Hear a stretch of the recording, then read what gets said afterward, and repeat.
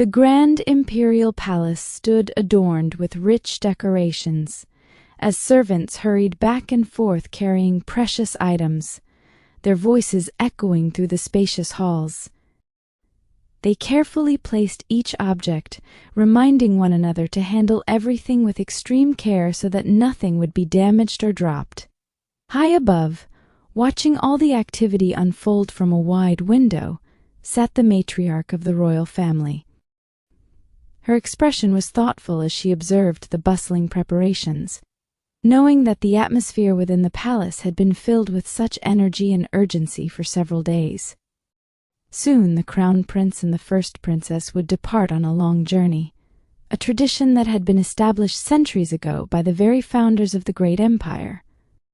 According to this ancient custom, every young woman who reached the age of 20 was required to embark on a journey before marriage, a rite of passage considered natural and essential for their growth. It was seen as no coincidence that the two most prominent figures of the royal house shared the same blessing and were destined to follow this path at the same time, just as their lives had always been intertwined from the beginning. The responsibility of organizing and overseeing the entire expedition fell upon Varkas, the commander of the Imperial Royal Guards, a man known for his strength, loyalty, and unwavering dedication. As the matriarch's gaze settled upon him, her eyes softened with affection and pride, admiring the young leader who stood tall and resolute amidst the chaos of preparations. Outside, dark clouds gathered quickly, and soon rain began to fall heavily, washing over the grounds and rooftops. Varkas looked upward, letting the cool drops wet his dark hair, and as he brushed it back casually, he appeared even more handsome and commanding. From her place, near the window, Talia watched him with a heart full of quiet longing, though she remained hidden and could do nothing but observe from afar. She noticed the rain and remembered how similar it looked to the day they had first met, a memory that had stayed with her ever since, etched deep into her heart as the only bright spot in her otherwise dull and lonely existence within these cold palace walls. Later that evening, Talia sat alone at a large dining table, eating her meal slowly while her thoughts drifted endlessly to her family and her place within this vast, cold empire. She wondered if her father, Emperor Gorda, had called for her mother again, as he often did without any regard for her comfort or wishes, and if her mother would ever be able to escape his constant, overwhelming demands and the heavy expectations placed upon her as part of this family. To herself she whispered softly that she had no choice but to follow the rules and expectations placed upon her since birth, believing deeply that words and feelings were never enough to change one's fate or to alter the path already carved out by birthright and duty. Day after day, she had returned to the royal garden where they had encountered each other by chance, hoping for just one more chance to see him, to hear his voice, or to catch even a fleeting glimpse of his figure, yet he had never appeared again in that quiet corner of the world she had come to cherish so much. That night, as she lay in her bed, the cold air seeped into the room through the cracks in the stone walls, and she shivered beneath her heavy blankets, recalling vividly how Varkas had once used a small amount of magic to warm her frozen hands, a gentle, selfless act that had remained etched in her mind, and had given her a glimmer of hope that not everyone in this world was cold or unkind. The next morning brought bright and pleasant weather, sunlight spilling generously across the grounds and turning the dewy grass into a sea of glittering diamonds, and a servant arrived promptly to guide Talia through the winding paths of the palace grounds. As they walked, she felt a deep, heavy sense of loneliness settle over her like a thick cloak, thinking sadly that there was no one in this vast, magnificent place who truly understood her, who cared for her beyond her title, or who saw her as anything more than just another member of the royal line. Yet, as she glanced toward an open courtyard, her breath caught in her throat and her steps faltered.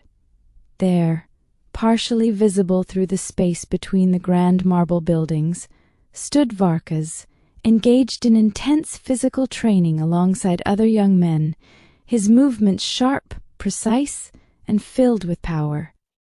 Her heart raced wildly within her chest, and she stood frozen in shock and disbelief, unable to believe that her secret wish to see him again had finally come true after so many days of waiting and longing. She asked her guide quietly who the group of young men were, and was told they were all trainees from noble families, working tirelessly and hard to prove themselves worthy of joining the elite imperial guard and serving the royal family. Talia listened quietly, her face wearing a sweet, curious expression, though she remained silent as the servant urged her to hurry along, saying that His Majesty was waiting for her and that she must not be late. As she followed along the corridors, her mood darkened significantly, and a sharp bitterness rose within her heart, poisoning her thoughts. She felt certain that Emperor Guarda held no interest in her whatsoever, seeing her only as a duty or a tool for political alliances, and blamed him for taking her mother away from her, for keeping them apart, and for leaving her isolated, unloved, and overlooked in the shadows of the court.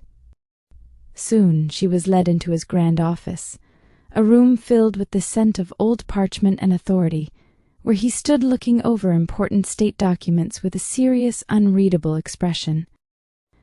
He informed her formally that from now on she would be required to learn all the protocols, ancient traditions, and complex duties of the royal household, attending lessons every single day without fail, and giving her absolute best in everything she did, so that she might grow into a worthy, respected member of the family, and bring honor to the name Guarda.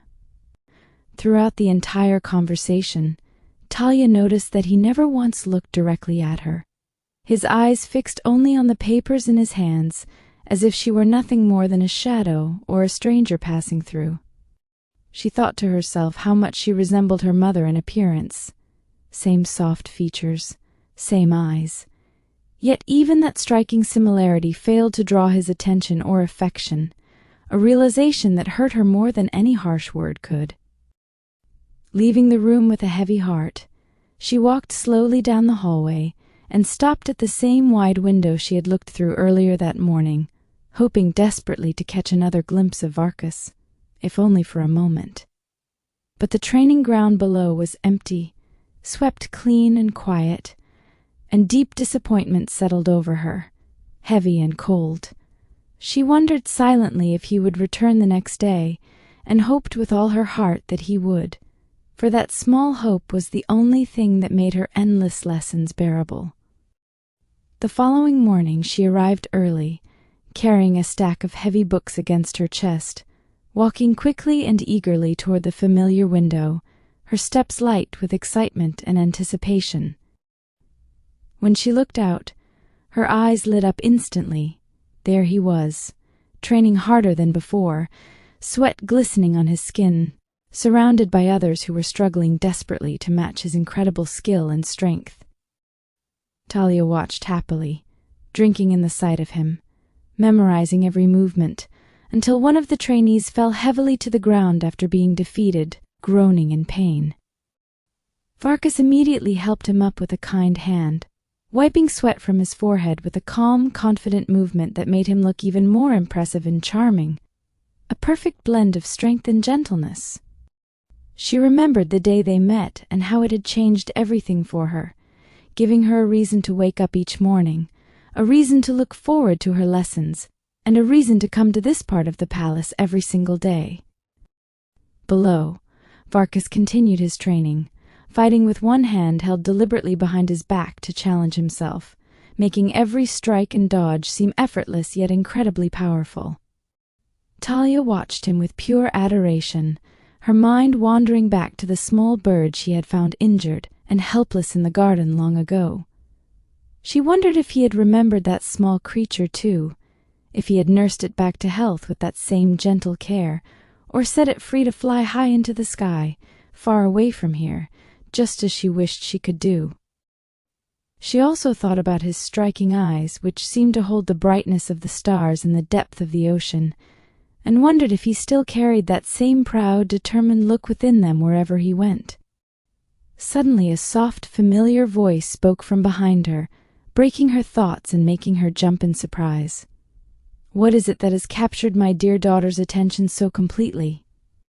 Talia turned around quickly to see her mother, Lady Sineva, standing there with a graceful posture. She was a woman of breathtaking beauty and elegance, her smile warm and knowing as she looked at her daughter. Talia stammered a greeting, her face flushing red, while her mother stepped closer and looked out the window, immediately spotting Varkas in the distance. She recognized him at once, explaining softly that he was the son of the second Grand Duke, a fact that left Talia stunned and wide-eyed.